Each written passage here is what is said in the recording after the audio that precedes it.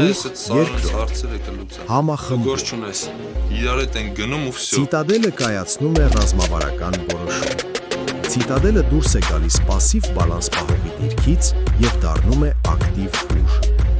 Պալադինները խնդիր ունեն կյանքի գնով պահպանել ցիտադելը, բայց ունեն ռեսուրսի խնդիր։ Միակ հույսը ցիտադելի բնակիչներն են։ Հույսը պետք է դառնա լույս ու լուսավորի պալադինների խավարը։